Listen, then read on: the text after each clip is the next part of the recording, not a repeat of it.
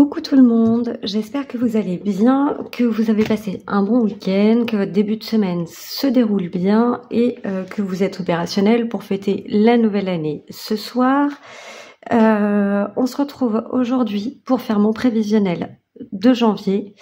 On va voir un peu comment va se goupiller le mois de janvier qui est un peu particulier. On est installé aujourd'hui sur mon bureau à titre exceptionnel. Je verrai, peut-être qu'on continuera comme ça jusqu'au déménagement au moins. Aujourd'hui, on va voir donc mon prévisionnel via mon budget planner que vous verrez à chaque mois. On va faire une petite vidéo, enfin ça va être un peu particulier aussi puisque pour ceux qui le savent et pour les nouveaux, je fonctionne également avec Excel, un tableur Excel pour le suivi des mouvements que j'ai sur mon compte. Donc je vais pouvoir vous montrer ça pour pour ce prévisionnel-ci. Comme ça vous verrez exactement comment je fonctionne tout au long de l'année. Peut-être que je le remontrerai en milieu d'année pour refaire un petit peu le topo, voir s'il y a eu des changements ou quoi. Pour l'instant, c'est un fichier qui me convient.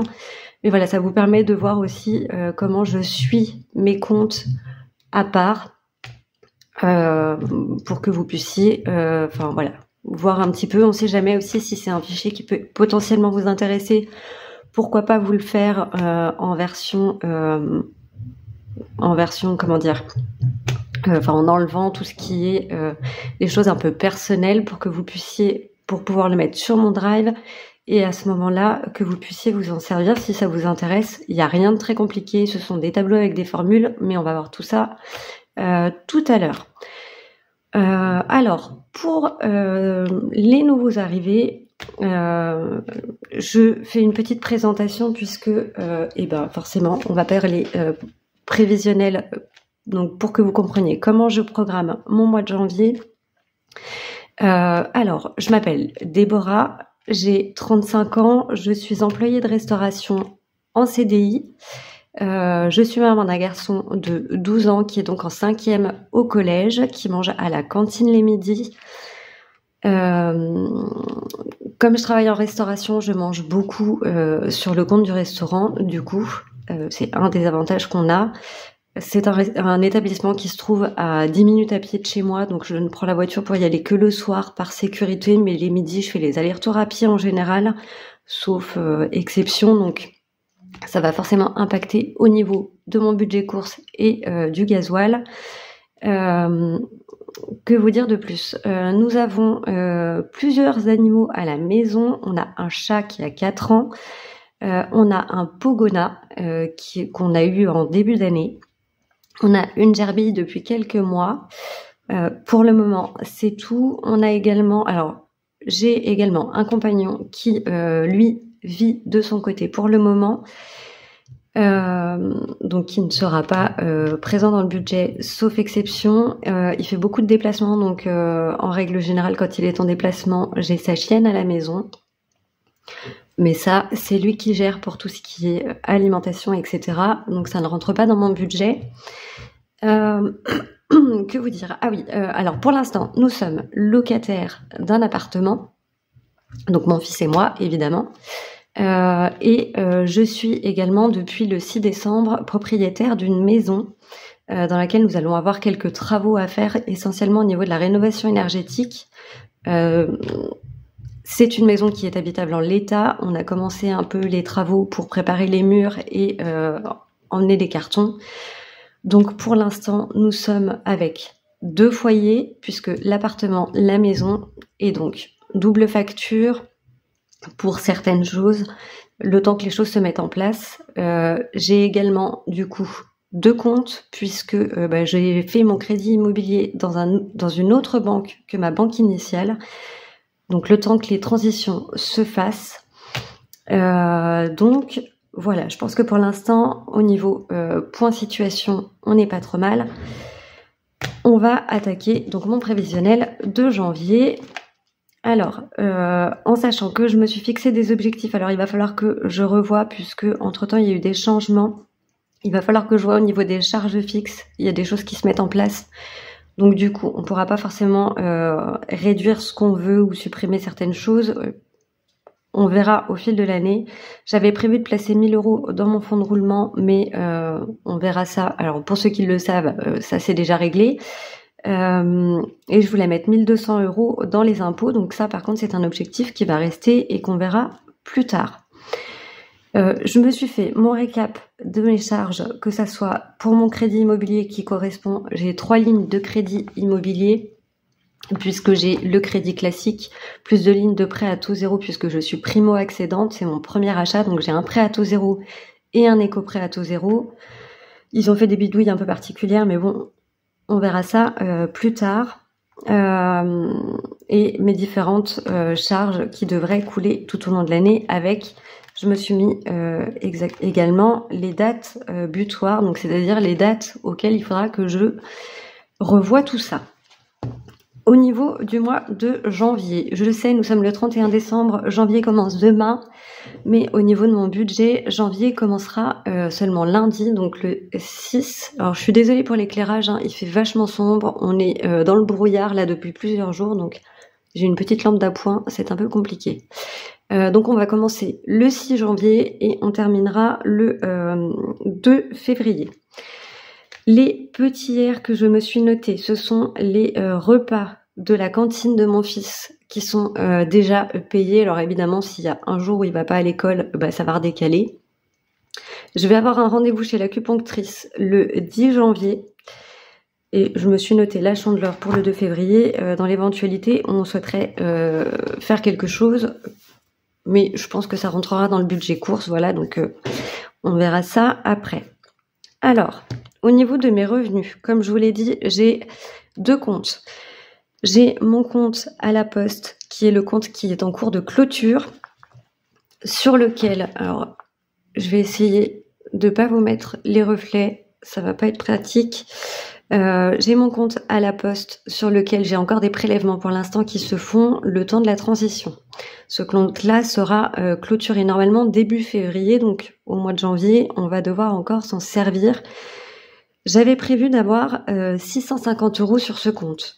Nous sommes le 31, j'ai fait le point, je sais que j'ai 679 € et 72 centimes sur ce compte-ci, donc ça déjà, je connais le montant.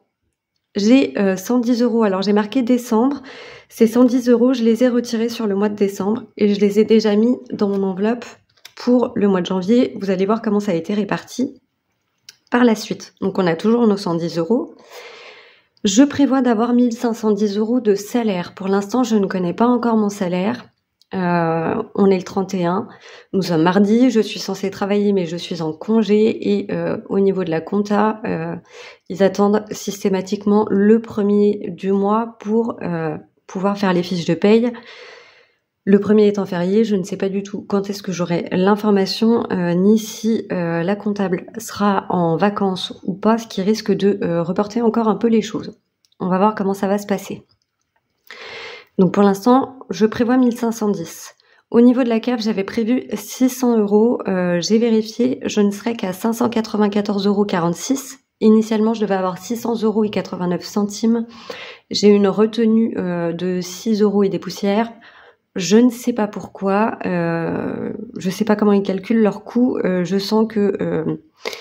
ça c'est encore, enfin voilà, c'est la CAF, faut pas chercher, on prévoit des trucs, c'est jamais ça, il y a toujours des changements, ils ont fait des calculs, mais c'est pas bon, donc on recommence. Bref, donc ça, c'est ce qui est prévu pour la CAF.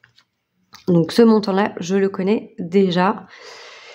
Ce qui fait qu'on aura 650 € pour le compte courant, enfin pour le compte de la banque postale, j'ai les 110 € en espèces et ça me fera 2000, alors j'avais prévu 2110 € de revenus. Je sais que j'aurai plus en termes de salaire puisqu'il y a une histoire de prime, mais ça, on le verra quand j'aurai le réel.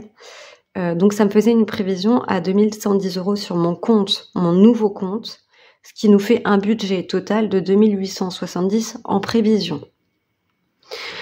J'ai prévu au niveau de mon crédit immobilier, tout n'a pas été débloqué. J'ai 2 lignes de crédit qui ont été débloquées et une autre qui ne l'est pas en totalité.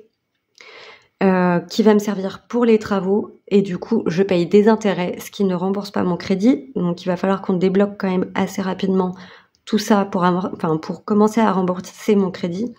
J'avais prévu 100 €. Je devrais avoir une mensualité de 99,65.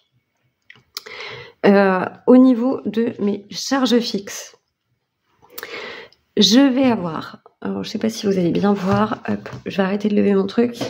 Je vais avoir pour la partie compte à la poste, je vais avoir 2 € pour ma petite assurance MMA. C'est un prévisionnel. J'ai prévu 7 € dans l'assurance décès, 20 € pour l'eau, 23 € pour l'assainissement. J'ai prévu 5 €, c'est une assurance coup dur santé. 25 € de cotisation, c'est mes frais bancaires pour la carte bleue et mon chéquier. J'ai prévu 6 € pour Netflix et 350 € pour le loyer. Ce sont des prélèvements qui normalement passent sur mon premier compte. Ce qui nous ferait une dépense totale de 438 € et il me resterait 212 € sur ce compte. On va voir que ce ne sera pas le cas, il y aura forcément un décalage. Puisque au niveau du réel, normalement MMA c'est 1,85 € de prélèvement. Au niveau de mon assurance décès, au final c'est 6,30 €, c'est pour ça que j'ai arrondi à 7 €. Au niveau de l'eau, on va être... Alors, j'ai eu la régule de l'eau au mois de décembre, ça a été prélevé. Au mois de janvier, j'ai la régule de l'assainissement qui va être de 15,63 €. Normalement, je ne devrais pas payer d'eau du coup. L'assurance coup dur santé, on serait à 4,64 €, c'est pour ça que j'ai arrondi à 5.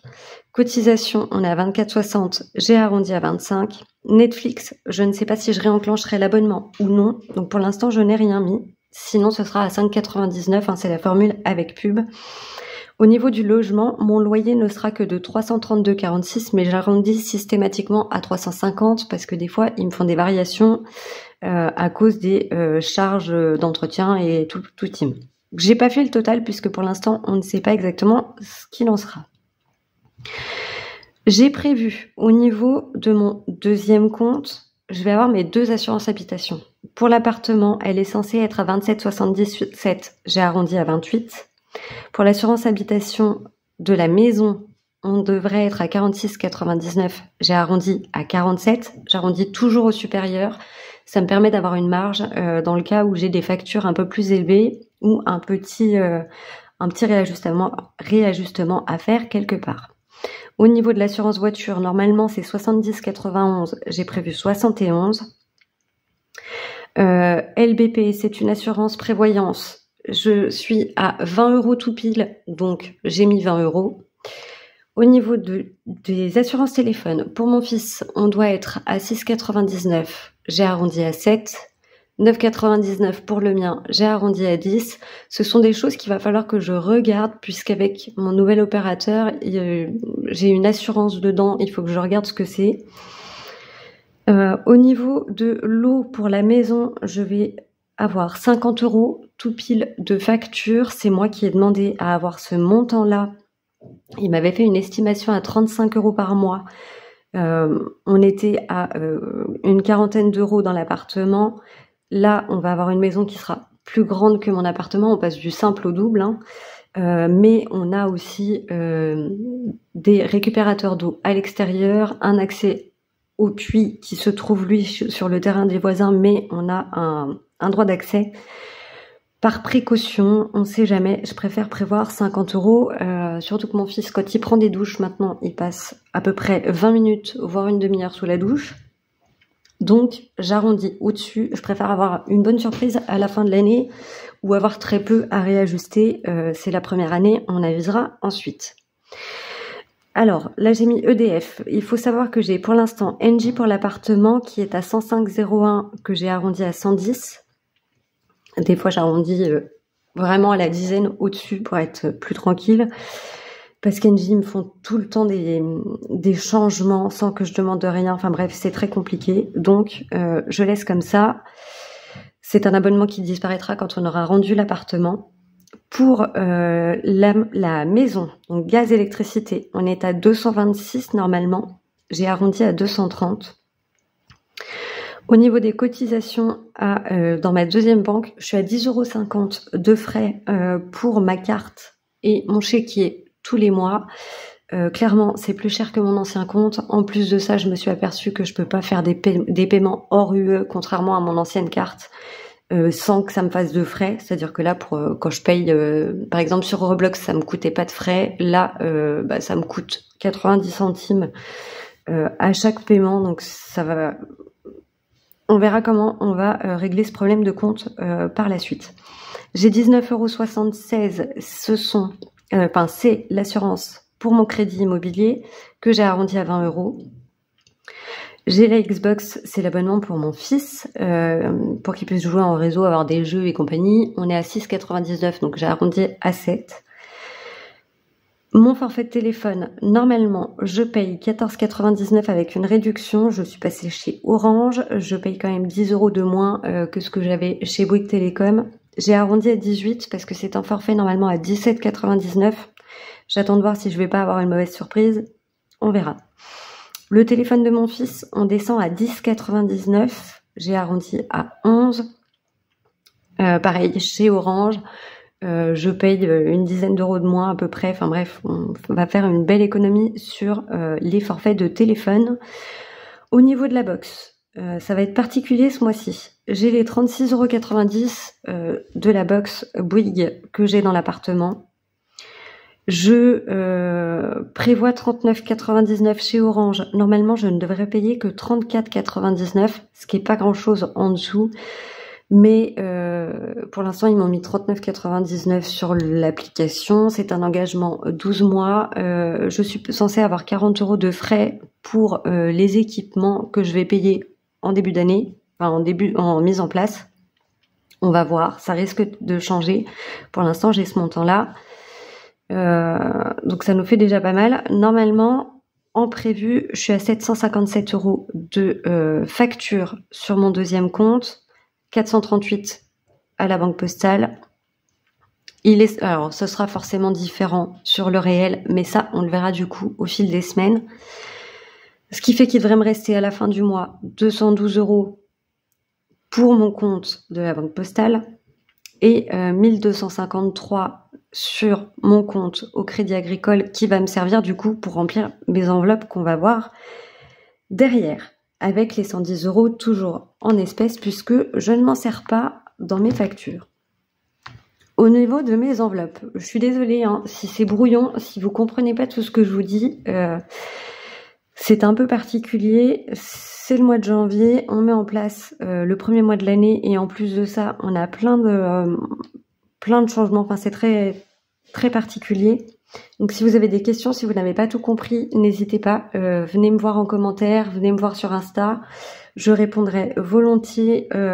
J'ai aussi une adresse mail pour qu'on puisse échanger si besoin.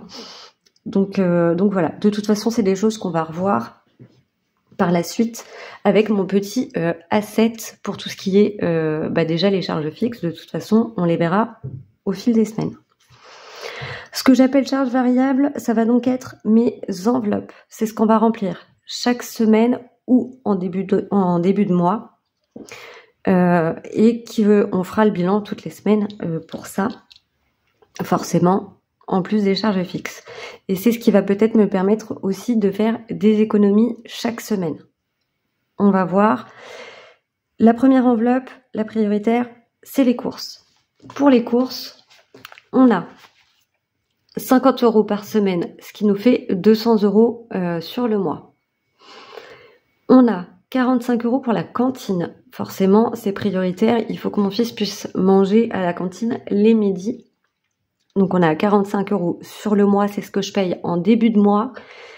Comme ça, après, je suis tranquille. Normalement, ça devrait couvrir à peu près jusqu'à mi-février. On revérifiera de toute façon par la suite. Je me prévois 100 € de gasoil sur ce budget-là. Il faut savoir que je n'ai pas compté ce qui va me rester du mois de décembre sur mon compte, mais ce que je n'aurais probablement pas utilisé dans l'enveloppe gasoil, je viendrai le reporter. Je vais y arriver. Hop. Je viendrai le reporter ici pour l'ajouter et venir le rajouter dans cette enveloppe-ci pour tenir sur le mois.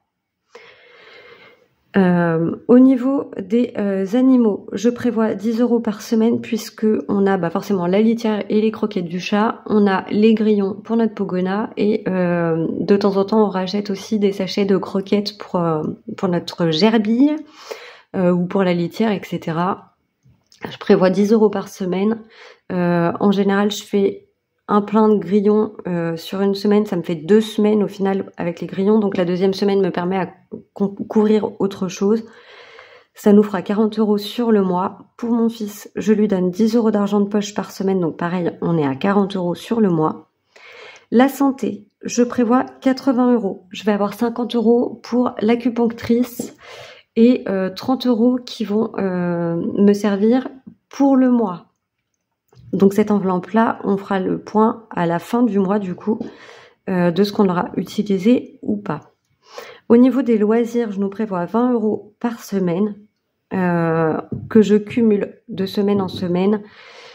En général, je garde maximum 40 € dans l'enveloppe, sauf si je sais que on va vouloir se faire un peu plus plaisir à un moment donné, auquel cas je garderai un peu plus. On verra. Mais voilà, ça se cumule en général de semaine en semaine. Le divers, c'est pareil, je vais cumuler chaque semaine, je laisserai le montant dans l'enveloppe et on sera à 20 € que je rajouterai chaque semaine. Ici, j'ai mis en vert tout ce que j'aurai en espèces. Je ne sais pas si vous voyez bien. Donc le vert, c'est ce que j'ai déjà ici. C'est ce qu'on répartira pour la première semaine. Ça va me couvrir une partie de ma première semaine. Et donc, on est à 110 € d'espèces. Il va me rester à prévoir sur mon budget, soit à retirer, soit à garder sur le compte, 555 €. Donc, ce qui nous fait un total finalement de 655 € dans les enveloppes. Ce qui veut dire qu'il me restera à épargner. Alors, 212 € sur mon compte de la Poste, que je ne touche pas, que je garde pour le mois de février, pour début février, jusqu'à ce que le compte soit clôturé pour être tranquille. Et il me restera 698 € sur mon compte du Crédit Agricole. Je vais mettre, alors c'est énorme, hein. Après on a des petits budgets, le fait que mon travail soit à côté, que je mange au restaurant, etc. C'est vrai que ça nous permet aussi de réduire certaines charges et globalement on n'est pas non plus trop dépensier. Je fais pas de shopping ou très peu, c'est vraiment des petits ajustements. Je préfère prévoir une épargne pour le shopping, une épargne pour la beauté. De temps en temps, je me mets une enveloppe beauté si on a besoin d'aller chez le coiffeur, mais voilà, on dépense pas énormément au quotidien. Et mine de rien, entre la CAF et mon salaire, on a quand même un très beau revenu. Donc il me restera ces 698 €. Ce sera pas systématiquement le cas, puisque pour l'instant, mon crédit immobilier n'est pas enclenché. Il y aura forcément des différences au niveau des charges par la suite. On verra l'évolution de toute façon au fil de l'année. Pour les 698 € qu'il me reste, je vais mettre 50 € pour le livret A de mon fils, que je mets tous les mois.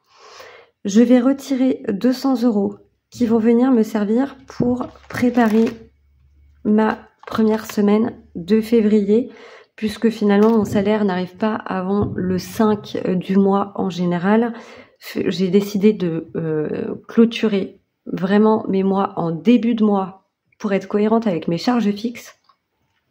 Et du coup, j'anticipe en fait la première semaine du mois suivant. Tout du moins pour l'instant, on verra par la suite comment je vais gérer pour que, au moins en attendant que j'ai mon salaire, j'ai cette semaine de prévu. On n'en parle plus.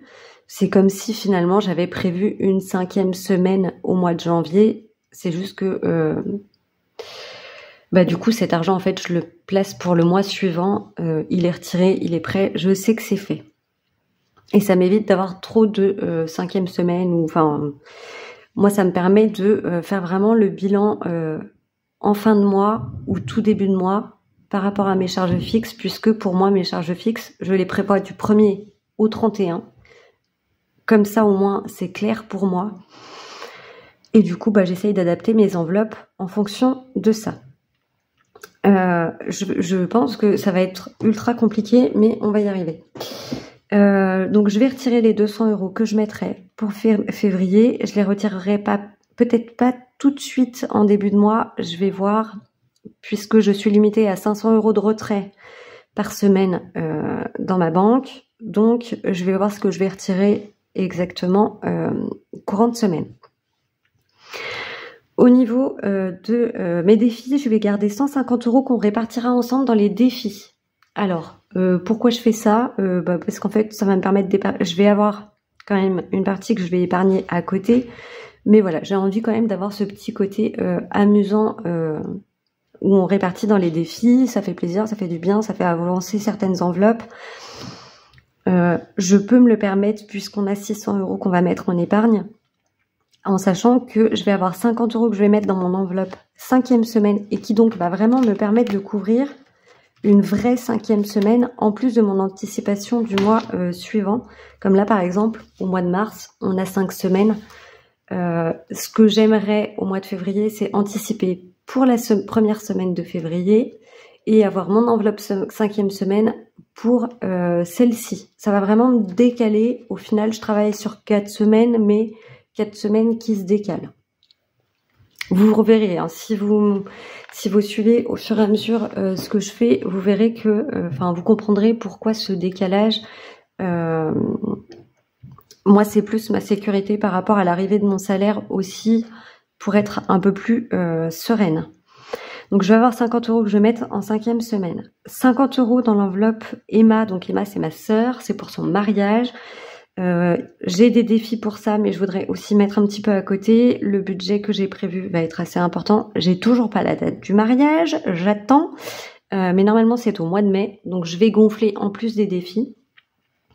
Je vais mettre aussi 50 € dans mon enveloppe énergie, c'est pour ma régule de facture. Ça va pas être énorme en soi pour l'instant, mais comme on va clôturer la facture de l'appartement, et si jamais j'ai une régule ou quoi sur cette facture-là, j'aurai un petit peu de côté pour ça. On va mettre 50 € dans les impôts, puisque c'est une épargne qui pour moi est prioritaire. On va avoir les impôts fonciers en fait à payer en 2025 pour la maison. C'est notre première année au niveau, c'est la première année qu'on est propriétaire, donc je ne sais pas exactement pour combien je vais en avoir. Je ne sais pas comment ça va se passer. Il faudra certainement qu'on les paye en une seule fois.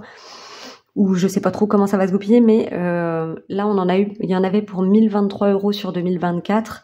J'aimerais avoir 1200 € pour être tranquille de ce côté-là, puisqu'il y aura forcément une augmentation sur les impôts fonciers.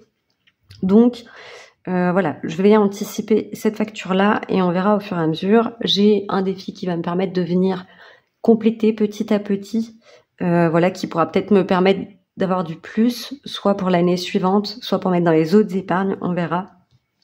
Bref, du coup, on en est à 600 € qu'on va placer en épargne. Il me restera toujours les 212 sur mon compte à la Banque Postale. Il me restera 98 € sur mon compte du Crédit Agricole. Je garde toujours cette marge en dessous des 100 €, simplement pour si j'ai besoin de payer par carte parce que j'ai oublié mon porte-monnaie ou parce que ma dépense est plus élevée que ce que j'ai dans mes enveloppes. Ça me permet après de retransférer ce que j'ai en réel dans mon retour banque. Ça me permet, si j'ai besoin de payer par carte pour X ou Y raison, j'ai toujours cette petite marge de côté. Donc voilà, on devrait pouvoir commencer le mois avec 600 € en épargne. Ça, ce serait vraiment génial. Bref. J'aurai mes billets factices qu'on répartira ensemble dans mon asset en début de semaine prochaine. Ce que je ferai, c'est que on fera le bilan du mois de décembre dimanche. Et le lundi, vous aurez la vidéo remplissage pour le mois de janvier, que ce soit le mois ou la première semaine. Donc on fera tout ça à ce moment-là. Ce que je voulais vous montrer, alors je vais bouger l'éclairage, hop, Comme je vous l'ai dit, je travaille essentiellement sur Excel. Je vais donc vous montrer mon fichier Excel si j'arrive. On voit tout mon petit bordel derrière. Voilà, voilà. Hop. Voilà, désolée, le cadrage, c'est clairement pas mon fort. Et je vais essayer de vous zoomer ça. Hop là. J'ai actuellement, du coup, 2 fichiers Excel puisque j'ai 2 comptes. Vous verrez pas mes mains, je vais faire de la radio, ça va être sympa.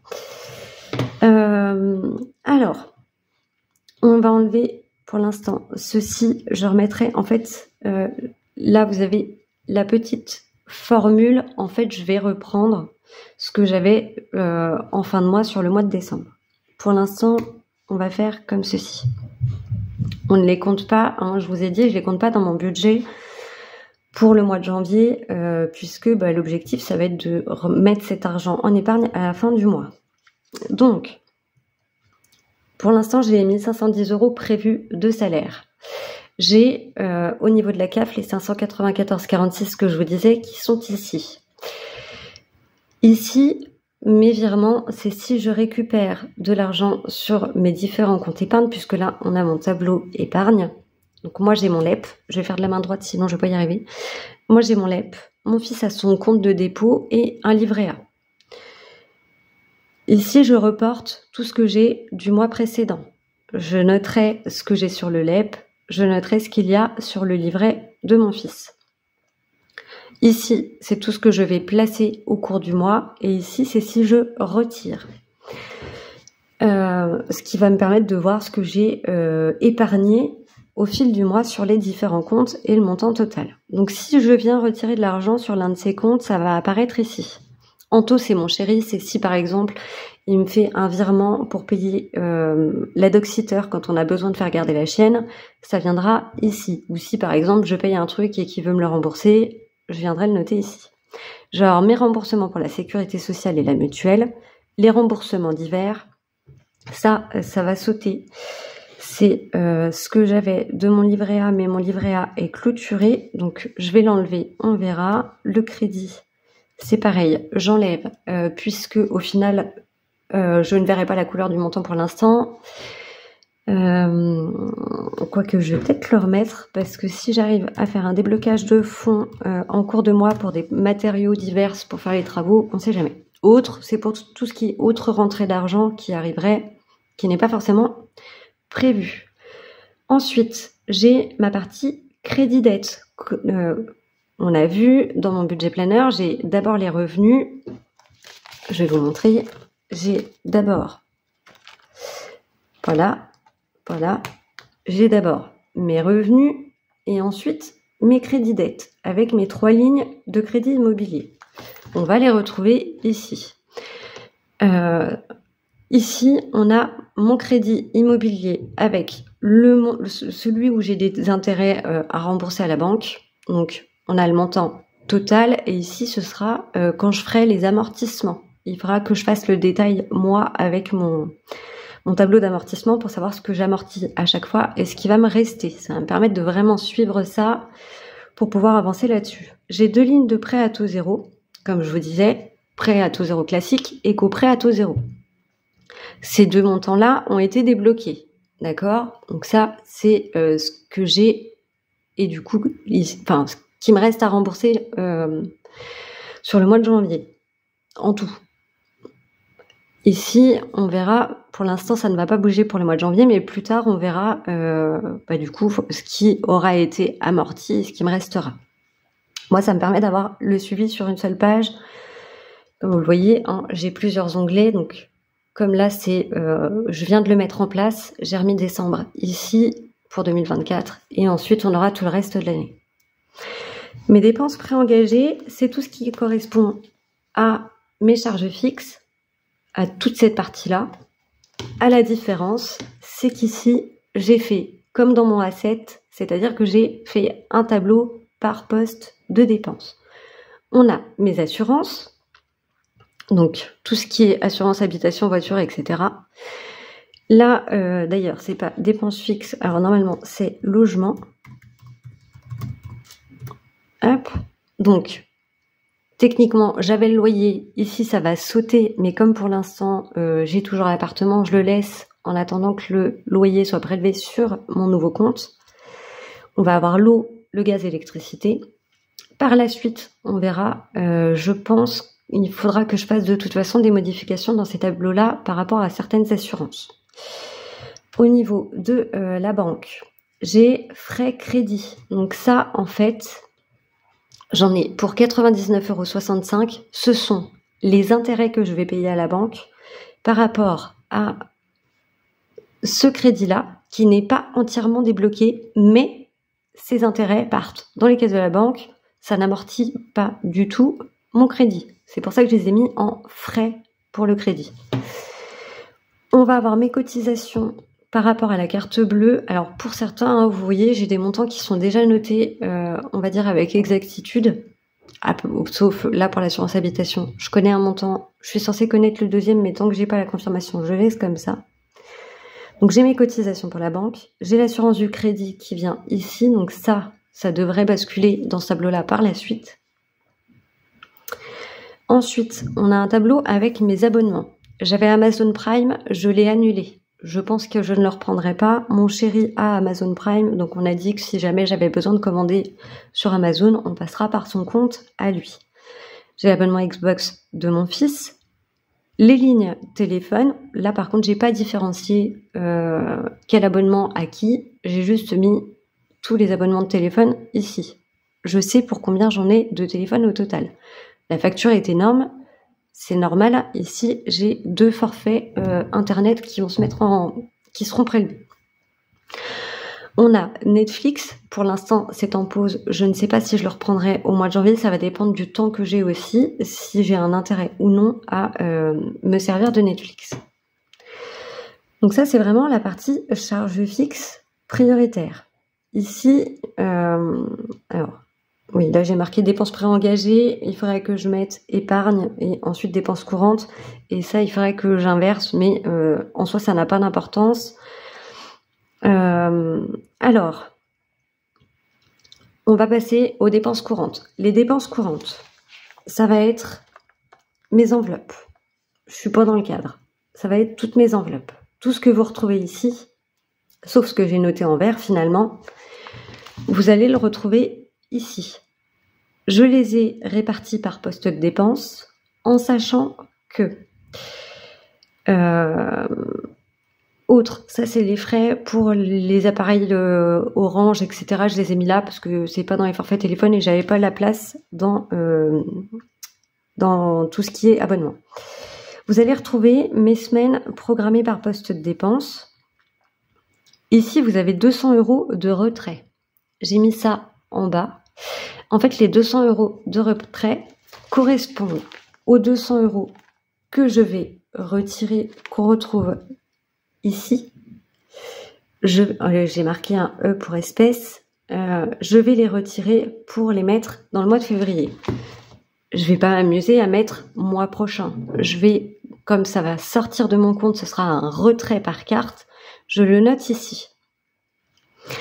La santé, quand ce sera, parce que je vais devoir retirer ce que j'ai besoin pour la santé, ou quand je vais retirer sur les semaines suivantes, je vais du coup, là les 110 €, comme ça va tout être en espèces, je vais remettre à zéro toutes les lignes et je viendrai mettre 110 dans retrait, puisque sur mon compte, je n'aurai qu'une seule ligne qui correspondra au retrait de 110 €. Le fait d'avoir réparti dans les enveloppes, je le retrouverai dans mon budget planner et je vais le retrouver dans mon asset. Moi, ça me permet vraiment de mettre mouvement par mouvement chaque dépense dans mes tableaux. Vous avez ici, je ne sais pas si c'est assez clair, hein. Si vous ne comprenez pas, n'hésitez pas à le dire. Là, on va retrouver ici mes placements, c'est-à-dire mes épargnes. Comme vous le voyez, on a mon LEP, le compte de dépôt de mon fils et son livret A. Je vais venir noter ici chaque virement que je vais faire de mon compte courant vers ces comptes épargne. Ça me permet de voir combien de fois j'ai mis en épargne, les montants total, incluant du coup les livrets de mon fils. Ces montants-là, c'est ce qu'on va retrouver du coup, dans la ligne virement. Tout est automatisé pour que ça se fasse directement sans que j'ai besoin de remettre manuellement. Une fois que tout ça c'est rempli, alors là, j'ai 50 € du livret de mon fils. Là, pourquoi 350? On va avoir 150 € en défi, plus 50 de la 5e semaine, donc ça nous fait 200. Les 50 de ma sœur et les 50 d'Engie, plus les 50 des impôts, donc on est à 350 € en virtuel. Je ne retirerai pas les 150 € pour les défis. Je ne pense pas le faire, sauf changement de dernière minute, ce qui n'est pas impossible. Où j'en retirerai qu'une partie, mais du coup le reste ce sera en virement. Donc ils sont déjà notés puisque ça va me permettre de voir mon différentiel. Mon différentiel en fait c'est le montant total de mes ressources. Donc là on a 2104,46. C'est ce qu'on retrouve ici dans le total de mes ressources. On va avoir le crédit. C'est si par exemple j'ai des mensualités qui sont passées et il faudra que je vois comment je vais mettre ça. Je pense qu'il va falloir que j'agrandisse mon tableau pour pouvoir faire l'amortissement et les intérêts. Mais ça, du coup, on va le retrouver dans la ligne crédit. Dépenses P, ce sont mes dépenses préengagées. On va avoir, je vais me mettre dessus pour que vous puissiez voir, on a la formule au-dessus. En fait, ça correspond. Hop, on va se mettre comme ça. Aux assurances, plus le logement, plus la banque, plus mes abonnements. C'est tout ce qu'on a, c'est-à-dire c'est toutes mes charges fixes. Dans mes dépenses courantes, on va retrouver le tableau des dépenses courantes qui correspond à mes enveloppes. Et dans les épargnes, on va retrouver tout ce que j'aurais placé en épargne. Pareil, en automatique, hein, on a le numéro de la cellule qui s'affiche. Ensuite, déduction faite de tout ça. Alors, les montants ne correspondent pas totalement à ce que j'ai dans mon budget planner, c'est normal, puisqu'il y a des montants réels que je connais déjà qui sont enregistrés et du coup, forcément, ça calcule automatiquement. Quand on fait le calcul, normalement, oui, j'ai juste pas mis le crédit. Mais pour ce mois-ci, du coup, ça ne comptabilisera pas, j'aurai rien dedans.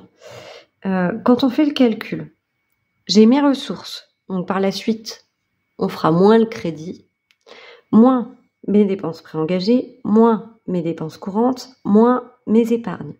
Quand j'ai tout déduit ça, on est vraiment encore dans l'ordre, hein, comme dans le budget planner.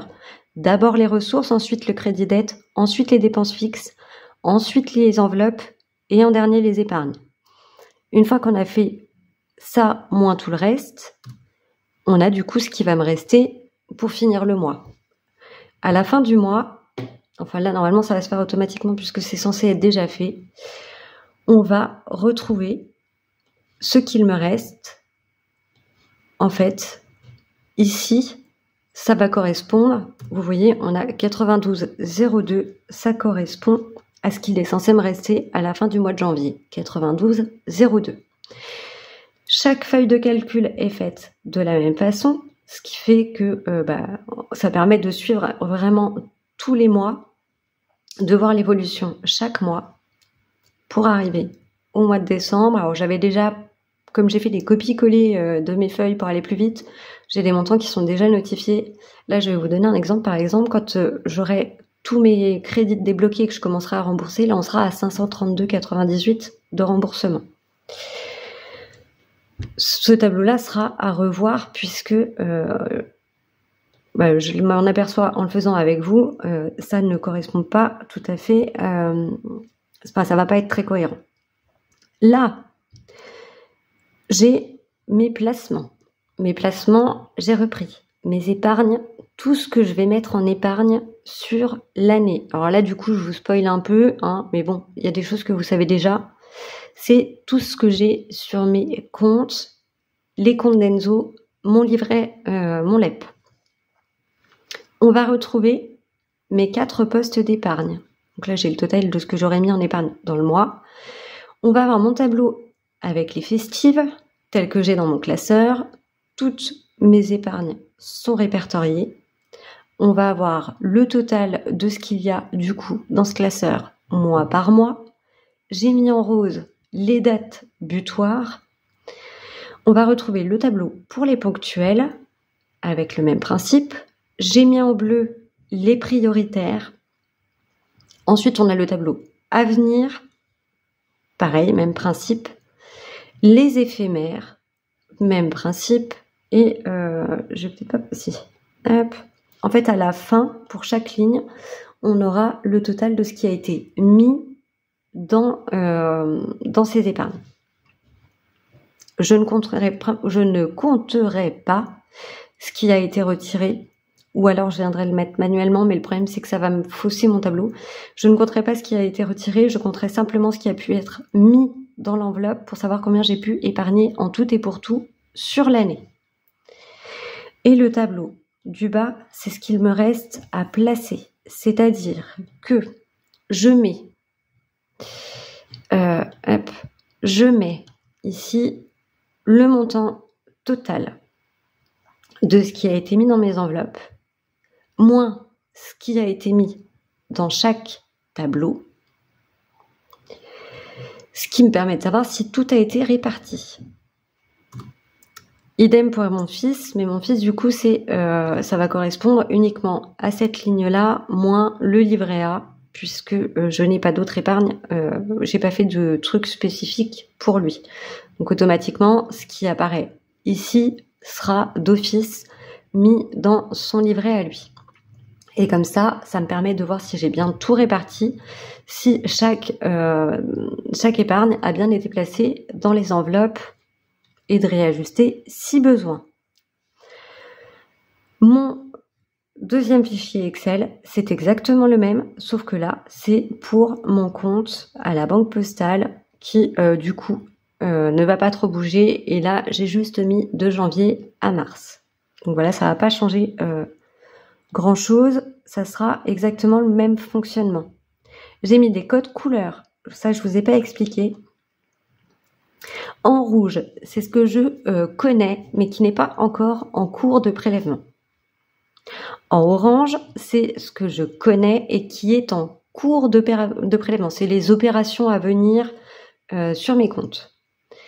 Je vais mettre en violet tout ce qui aura été prélevé, mais que je n'aurai pas encore notifié dans mes classeurs. Et en vert, quand ce sera prélevé, notifié dans mes classeurs et que j'aurai retiré les billets en conséquence. Et comme j'ai une déclaration à faire au niveau de la CAF pour mes revenus, puisque j'ai la prime d'activité et une pension, enfin une allocation pour mon fils, puisque j'élève mon fils toute seule à temps plein, du coup, voilà, j'ai le droit à ces deux-là, mon salaire me le permet, donc l'allocation, ça remplace la pension alimentaire et la prime d'activité, j'ai le droit à ça, donc tant mieux. Pour l'instant, ça va peut-être changer avec le fait que je devienne propriétaire. Comme j'ai des déclarations à faire, que je dois déclarer mes revenus, je les mettrai en bleu pour dire qu'ils ont été déclarés à la CAF. Ça me permet vraiment d'avoir un suivi clair, de savoir où j'en suis, de pas me dire attends, est-ce que ça est passé, est-ce que machin. J'ai pas les dates ici, mais par contre, je me ferai un code couleur dans mon asset pour dire telle semaine, hop, semaine 1, ça c'est passé. Je le mettrai en bleu par exemple, semaine 2 je mettrai en rose ce qui est passé et ainsi de suite. Donc voilà, ça aura été une vidéo très longue, j'en suis désolée, très compliquée, je pense, beaucoup d'informations pour vous. Si vous avez des questions, des conseils, des critiques constructives ou des pourquoi t'as pas plutôt fait comme ci, ou n'hésitez pas. Clairement, je prends tout, il n'y a pas de souci. Je prendrai le temps de répondre à chacune, que ça soit dans les commentaires, Insta, mail. Alors Facebook pas trop, je suis très rarement sur Facebook. Mais voilà, n'hésitez pas. S'il y a des choses que vous aimeriez que je mette à disposition sur le Drive, dites-le moi. On m'a demandé de mettre mes garde-pages, je crois, on m'a dit, je sais plus. Alors je ne sais pas exactement ce qu'on entend par là. Je verrai pour vous mettre dans mon drive, ce que j'ai dans mon asset, sauf les trucs vraiment perso, comme par exemple l'enveloppe pour mon fils. Je verrai pour vous mettre, pourquoi pas, les trackers que j'ai dans mon porte-monnaie. Je verrai aussi pour mettre mon budget planner, mais je ferai peut-être mois par mois, en mettant les premières pages et ensuite le bilan annuel. Et alors le bilan annuel c'est particulier puisque ce sont des épargnes qui me sont personnelles, mais il faudra que je retravaille parce que les couleurs, je pense que ça n'ira pas.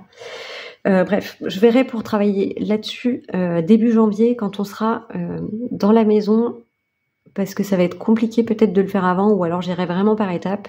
Mais j'essaierai de vous mettre mes outils à dispo sur le drive, si ça peut être utile. Pourquoi pas, si ça peut simplement vous servir pour vous inspirer et créer vos propres outils, mais que vous voulez les avoir sous les yeux, c'est possible aussi. L'objectif, voilà, c'est de s'entraider. Donc, si je peux vous mettre un max de choses à dispo, je le ferai. Voilou. On va s'arrêter là. Je pense que c'est déjà bien assez. Je vous aurais déjà bien saoulé pour clôturer cette année en beauté. On se retrouve dimanche pour faire le bilan de la semaine 4 de décembre, du coup le bilan du mois, faire le point de mes épargnes, où j'en suis à la fin de l'année, avec quoi je commence 2025. Et puis voilà. Et lundi, vous aurez la vidéo remplissage de janvier et du coup remplissage de la première semaine.